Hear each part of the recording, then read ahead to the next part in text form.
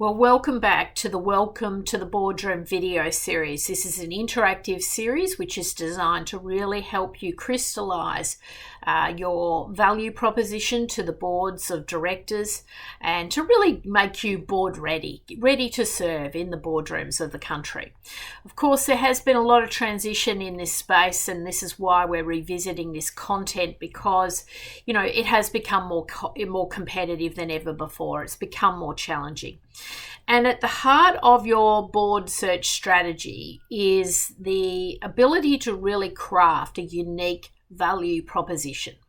And when I'm talking to candidates all the time and I'm asking them the question, what is your unique value proposition? What do you bring to the table?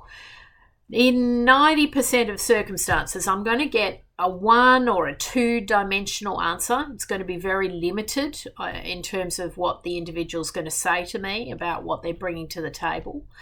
And it's also going to be a little bit basic, a little bit pedestrian. It's usually focused on the obvious. So I can't tell you how many times people have said to me, oh, well, I've done a company director course, as if this is some major differentiator in the market.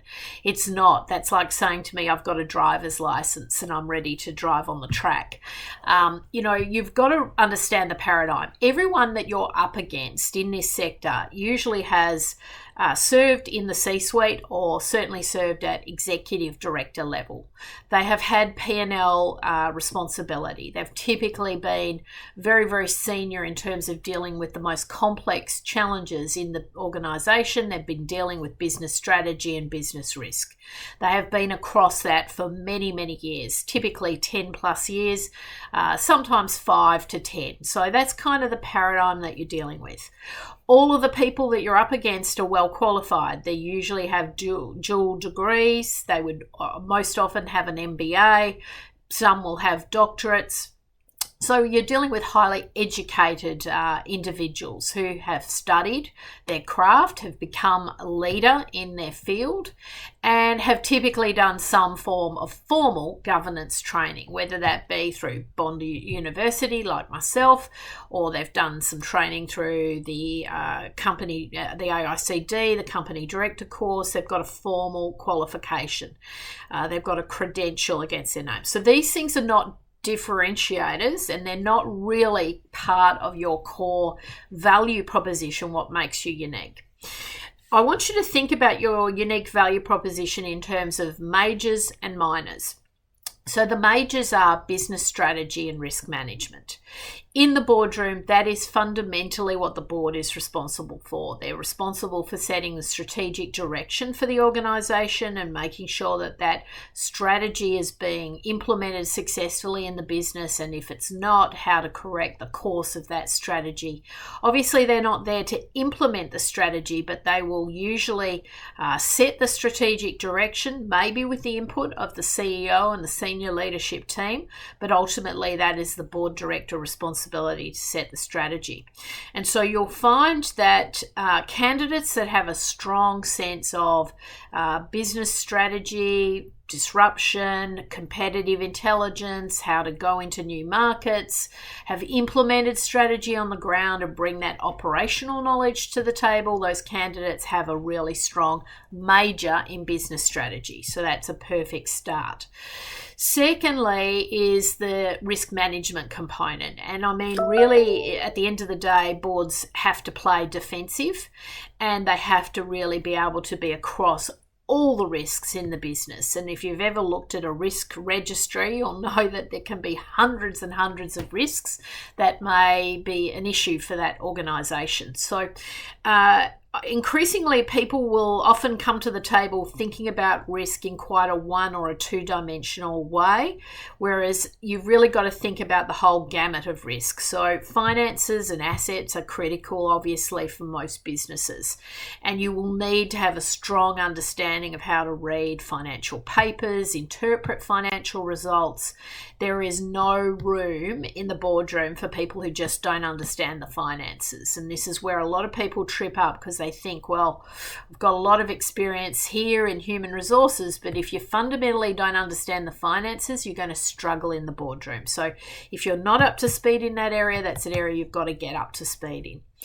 You also need to think about risks current risks such as cybersecurity, technology, data, intellectual property, where does that all sit? How is that being managed? Increasingly, board directors are responsible for those areas, and they're a really key area because I can guarantee if you're going to serve on the boardroom at some point in time, you're going to be hit by a cybersecurity event. So business continuity, business planning, all of those key risk areas have to be front and center. So as a board member aspiring, you need to be able to address this. So these are your majors. You also have to think about human capital. Human capital is really becoming increasingly a major issue for boards, whether it be everything from bullying, sexual harassment claims, losing employees, not managing your talent correctly, having your talent leave, having disputes, legal disputes with your talent.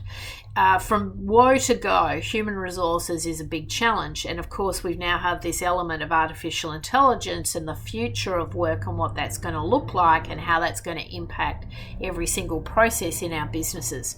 So human resources risks are really high on the agenda. And the people component is, people, systems, processes, those three key elements. Think about the risks and how they cover all of those areas. So, and then the final key element here is overall business reputation. And if you have ever studied Warren Buffett, Warren made the point several times that we can afford to lose money, but we can't afford to lose reputation.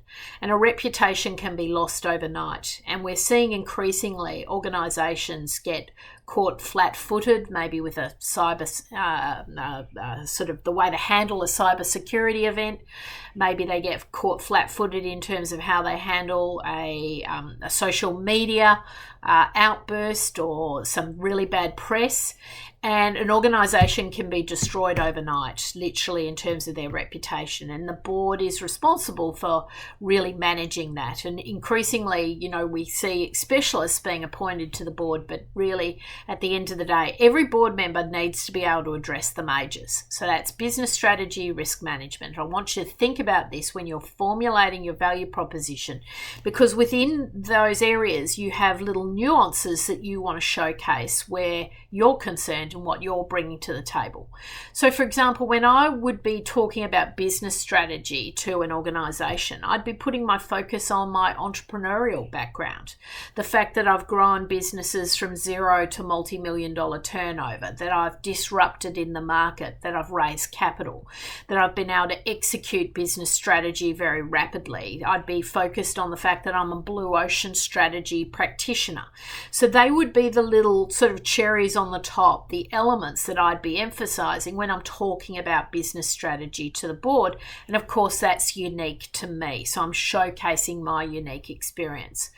When I'm talking about risk management, I'm definitely going to be talking about the human capital elements because I've got a very strong HR background. So I'd be talking about attracting, retaining top talent. I'd be talking about my legislative knowledge.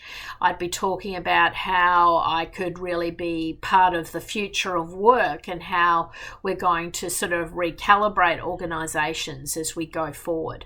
So again, you've got to kind of think of your uniqueness, where you're bringing your unique skills and experience and your attributes to the table. Then, and as I've said, in previous videos, we're looking for all-rounders and we're looking for specialists. We kind of want the perfect match. And the reality is we can probably find it in the market. There's so many candidates in the market now, we can get everything that we're looking for. But we do want to see some of these specialties. And some of these specialties now include cybersecurity. ESG is a very big issue going forward. AI. In a more business context, when I'm looking at my private equity venture capital clients, we're always looking at specialists around mergers, acquisitions, capital raisings, pre-IPO, taking businesses through to listings, dealing with shareholders, so shareholder management, all of those kind of key areas are coming through. If they're in the technology space, we're often looking for people with real specialties around IP, patents. So, there's all these little areas. We look for people who have specialties in working in private businesses, in SMEs, right through to family office environments. We look for people who have had prior experience working with private equity at the table and understanding that paradigm. So there's a whole raft of minors, if you like, specialties that you could bring to the table, and you want to be able to articulate that. So you're going to, when you're talking through your value proposition to the board, you're certainly going to talk about business strategy, you're going to talk about risk management, you're going to talk about 2 or 3 key additional points that you would bring to the table. One of the other things that sometimes people overlook is the power of their own business network. So, for example, one of my key components of my value proposition would be my business network. I have a large, vast business network. I have a lot of investors in my network. I'm able to raise capital because of that. And so I would be emphasizing that as part of my pitch, if you like, to a new organization. Keeping in mind, I'm probably targeting early stage, high potential businesses, private equity backed businesses. So I'm thinking about what that board would be looking for. The other key element that's often overlooked is just your general kind of demeanor and your communication style. And it is really important to be a team player, be devoid of ego. There is no room for really dominant, ego-driven personalities.